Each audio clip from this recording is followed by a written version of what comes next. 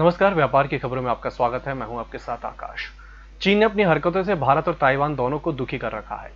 इससे दोनों लोकतांत्रिक देशों में करीबी बढ़ रही है और वे ट्रेड डील पर औपचारिक बातचीत शुरू कर सकते हैं। ताइवान कई वर्षों से भारत के साथ ट्रेड डील कर बातचीत करना चाहता है, लेकिन भारत सरकार इससे कतराती रही है। इसकी वजह यह है कि भारत चीन की नाराजगी मोल नहीं लेना चाहता है, लेकिन पिछले कुछ महीनों से सरकार के भीतर ऐसे तत्व हावी हुए हैं जो ताइवान से साथ ट्रेड डील के पक्ष में हैं। अगले 3 से 6 महीने में कई सारी कंपनियां आईपीओ लेकर आ सकती हैं। हाल ही में जिस तरह का माहौल बाजार का रहा है, ऐसे में ये कंपनियां पैसे जुटाने के लिए आ सकती हैं। इसमें health care, commercial, real estate और कंज्यूमर सेक्टर से कंपनियां आ सकती हैं। पिछले 9 महीने में राइट्स इशू आदि से 35 अरब डॉलर की रकम जुटाई गई है। एफएमसीजी सेक्टर की दिग्गज कंपनी हिंदुस्तान यूनिलीवर ने दूसरी तिमाही के नतीजे घोषित कर दिए हैं। 30 सितंबर को समाप्त तिमाही में कंपनी का मुनाफा 9% बढ़कर 2009 करोड़ रुपए हो गया है, जबकि पिछले साल की समान तिमाही में कंपनी को 1848 करोड़ रुपए का मुनाफा हुआ है। ऑपरेशन से आने वाले रेवेन्यू भी 16.1% बढ़कर 11,442 करोड़ रुपए हो गया है, जो पिछले साल का समान तिमाही में 9,852 करोड़ रुपए था। जल्द ही देश में लोकल कंपनियों, खासकर नई कंपनियों को रोड प्रोजेक्ट में भाग लेने में आसानी हो सकती है। ऐसा इसलिए क्योंकि सरकार आत्मनिर्भर भारत अभियान के तहत रोड प्रोजेक्ट के नियमों में ढील देने की तैयारी कर रही है। इससे इन कंपनियों को रोड प्रोजेक्ट में हिस्सा लेने में आसानी हो जाएगी। जानकारी के मुताबिक इस पूरे नियम में जो सबसे बड़ा बदलाव होने वाला है, उसमें योग्यता के नियम है। ये नियम इंजीनियरिंग, प्रोक्योरमेंट और कंस्ट्रक्शन के लिए आसान किए जाएंगे। इसमें फाइनेंशियल और टेक्निकल की क्राइटेरिया भी आसान की जाएगी। देश में ओवरऑल बेरोजगारी दर घटने के बावजूद 10 राज्यों में नौकरियों का हाल बुरा है। इन राज्यों में सितंबर में भी बेरोजगारी दर डबल डिजिट में रही। बेरोजगारी के मामले में उत्तराखंड और हरियाणा टॉप पर है। उत्तराखंड में बेरोजगारी दर 22.3% और हरियाणा में 19.7% रही।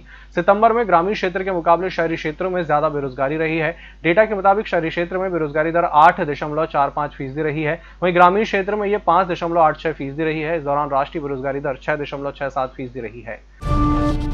इस बुलेटिन वक्त छोटे से ब्रेक का, जल्द हाजिर होंगे। होटल गौरीश्री भोपाल शहर के बीचों बीच स्थित ठहरने की सर्व सुविधा युक्त जगह है। Room available in affordable prices और facilities free WiFi, AC, TV, parking, security, lift, full sanitised room, toiletry kit.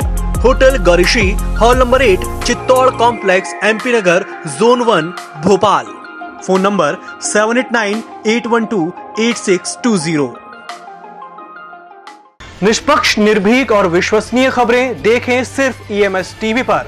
Download करें ईएमएस न्यूज ऐप। सत्ता के गलियारों से गांव की गलियों तक देखिए हर खबर अपने मोबाइल पर। डाउनलोड कीजिए ईएमएस न्यूज ऐप। ब्रेक के बाद एक बार फिर से आपका स्वागत है। किसानों के लिए खुशखबरी है। बैंकों ने किसान क्रेडिट कार्ड स्कीम से 1.5 करोड़ किसानों को जोड़ा है।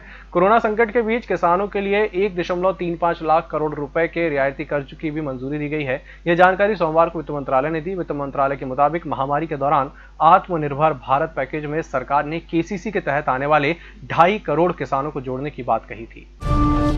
असम में देश के पहले मल्टी मॉडल लॉजिस्टिक्स पार्क का निर्माण किया जाएगा। इस पार्क की रेल, सड़क, हवाई और जलमार्ग से सीधी कनेक्टिविटी होगी। मंगलवार को केंद्रीय सड़क परिवहन और राजमार्ग मंत्री नितिन गडकरी ने इस लॉजिस्टिक पार्क का शिलान्यास किया। इस लॉजिस्टिक पार्क के निर्माण पर करीब 693 करोड़ रुपए की लागत आएगी। इस पार्क से हवाई, सड़क, रेल और जलमार्ग से जुड़ने से लोगों का आवागमन होने के साथ सामानों का परिवहन भी हो सकेगा।